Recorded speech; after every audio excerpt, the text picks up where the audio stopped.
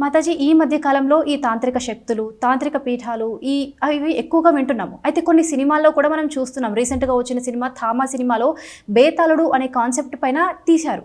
అయితే ఇవి నిజంగా ఉంటాయా? ఒకవేళ ఉంటే ఇవి మనుషులపైన ఎటువంటి ప్రభావం చూపిస్తాయి? ఓం శ్రీ గురుభ్యో నమః. ఓం శ్రీ మాత్రే నమః. బేతాళుడు అంటే ఈశ్వర స్వరూపమే అన్నమాట. బేతాళుడు అంటే ఎక్కడుంటారంటే శ్మశానాల్లో తిరుగుతూ ఉండేవాళ్ళని బేతాళుడు అంటారు. ఈ పదం మనం ఎక్కువగా చిన్నప్పుడు బట్టి విక్రమార్క కథలలో బేతాళుడు విక్రమార్కుడు మధ్య జరిగిన స్టోరీని మనం చదువుతూ ఉంటాం అన్నమాట.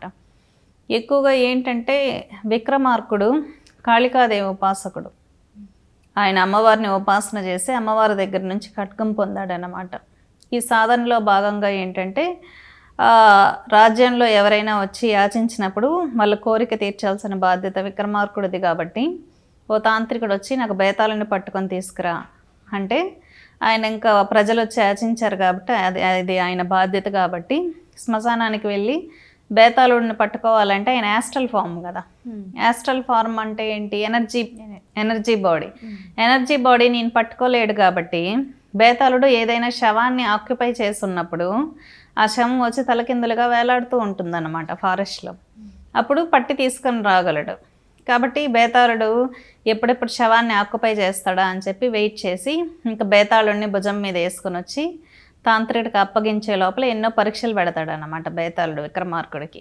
అన్ని పరీక్షల్లో జయించి చివరికి ఆయన్నే తాంత్రికుడు బలి ఇవ్వాలని కోరుకుంటున్నాడని తెలిసి బేతాళుడు వరాలను ప్రసాదిస్తాడనమాట విక్రమార్కుడిని కాపాడి. కాబట్టి ఏంటంటే బేతాళుడు అంటే ఎవరు అంటే శ్మశానంలో ఎంతోమంది చనిపోయిన వాళ్ళని తీసుకెళ్ళి కాలుస్తూ ఉంటారు. కాల్చినప్పుడు అత్యంత శక్తివంతమైన ఆత్మ ఆ శ్మశానంలో అన్ని ఆత్మల్ని కంట్రోల్ చేస్తూ ఒక దిశానిర్దేశం చేస్తూ ఉంటుంది. అక్కడ ఉన్న ఆత్మలలో ఉన్న శక్తివంతమైన ఆత్మని మనం బేతాళుడు అంటాం. అంటే ఈ ఆత్మ ఏం చేస్తుంది? చనిపోయిన శవాల్ని, అక్కడ ఫ్రెష్గా ఉన్న శవాల్ని ఆక్యుపై చేస్తుంది. లేచి నిల్చొని నడుస్తాయి కూడా శవాలు ఒక్కొక్కసారి. మీరు అఘోరీలు ఇంగ్లీష్ డాక్యుమెంటరీస్లో చూసినప్పుడు, ఇంటర్నేషనల్ డాక్యుమెంటరీస్లో నార్త్ ఇండియాలో అఘోరీలు కొన్ని తాంత్రిక ప్రాక్టీసెస్ చేసేటప్పుడు చనిపోయిన శవాల్ని లేపి నడిపించేవాళ్ళు కొద్ది క్షణాల పాటు. మీ డాక్యుమెంటరీస్లో అబ్జర్వ్ చేయొచ్చు, ఓల్డ్ ఇంటర్నేషనల్ డాక్యుమెంటరీస్లో. ఎలా చేస్తారు అంటే ఆల్రెడీ చనిపోయిన బాడీ మీద బేతాళుడిని అంటే శక్తివంతమైన ఆత్మని ప్రవేశింపజేయడం ద్వారా అవి కొద్ది క్షణాల పాటు నడుస్తాయి, మూమెంట్ ఇస్తాయి అన్నమాట.